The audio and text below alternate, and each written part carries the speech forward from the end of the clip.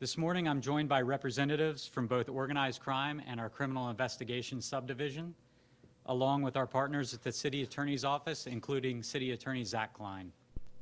This past Saturday morning at approximately 1:30 a.m., investigative tactical team executed a search warrant for the PACT unit at 2400 East Dublin Granville Road at an illegal after-hours establishment.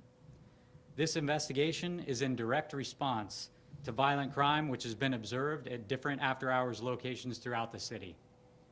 During the execution of the search warrant, detectives retrieved 4 handguns, 3 of which were reported stolen, suspected crack cocaine, suspected marijuana, multiple boxes of beer and liquor, and sound amplification equipment.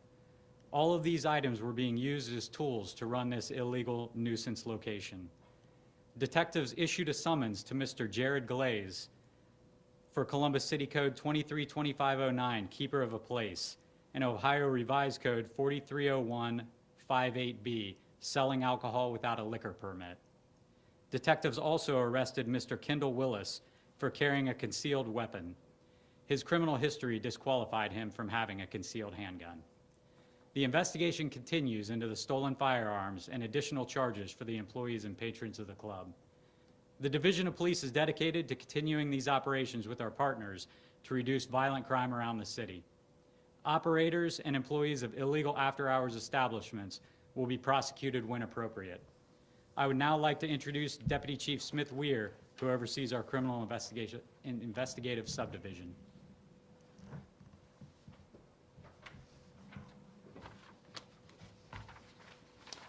Good morning. My name is Smith Weir. I'm the Deputy Chief over Criminal Investigations. I wanted to highlight and talk about a couple incidents that kind of precipitated these enforcement actions. In the past year, during the course of this year, starting on February 26th, we started to see an increase in incidents of violent crime in and around after-hours clubs. On February 26th, we had shots fired at a club in the 700 block of Harmon on the southwest side. A vehicle fled the scene and crashed at Mound and Central. Stemming from that incident, all the occupants survived. However, they did all sustain serious physical injuries. On March 5th, 2023, we had a double homicide. Ziada Brown and David Thomas. They were shot at Mound and Souder. The evidence that we have indicates that they had just left the club at the 700 block of Harmon. We are asked that investigation is still ongoing and that case is still unsolved. We are asking for any assistance and any information for people to call our Homicide Bureau at 614-645-4730. March 11, 2023, 1472 East Livingston, a after-hours club in the area of Livingston and Lilly. We had an adult female shot outside of an after-hours club. She survived her injuries. That case is still unsolved. March 18, 2023, 1570 South High Street at the Plug After Hours Club. We had 6 individuals shot, 2 of them were pronounced deceased. That investigation is still ongoing. That stems from a dispute right inside the doorway of the club and spilled outside. Like I said, and 6 people were shot, 2 of them fatally. And then on April 2nd, 2023, 3903 Great Southern Boulevard, Olajuwon Tolliver, age 27, was shot and killed in the parking lot outside of the club. That stems from an altercation, a verbal dispute that occurred as he exited the club and talked to somebody that was right outside the club. So again, that incident is also, the investigation is still ongoing. That is, a case is unsolved.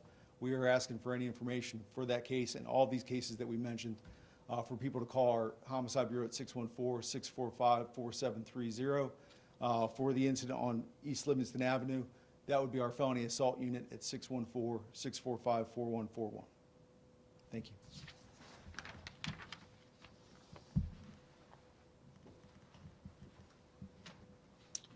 Well, good morning, everyone. Good to see you again. I want to start by just publicly acknowledging the great work the Division of Police are doing, and certainly the partnership that my office, the Columbus City Attorney's Office, has with the Division of Police. This partnership has yielded a lot of really important and successful results in curbing crime in the city of Columbus. This particular operation, I want to give a public shout out to the PACT unit. I know many of whom worked, and were up for almost 24 hours by the time this case was wrapped up, and being able to file the appropriate documentations with the court and the assistance with my office. So Chief Bryant, this is Chief Potzenbacher, thank you so much. And of course to the chain of command here, appreciate the partnership that we have to make Columbus safe.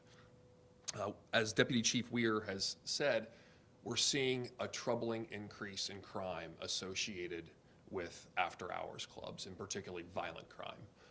And my office is taking this very seriously in partnership with the Division of Police and doing everything we can to identify the locations when possible and shut them down to make sure that they do not operate in the city of Columbus. Our neighborhoods, our communities, they deserve better than reckless operation of clubs that lead to violence and guns and shootings and fights. And we will not stop, we will not rest until these places are shut down and the people are held accountable. In this particular case, we were able to do proactive enforcement with the Division of Police. And I think, being able to identify and follow where we can after-hour operators from one location to another and be proactive in being able to get a case to shut the place down is important, because as the cases that Deputy Chief Weir mentioned, a lot of it was reactive.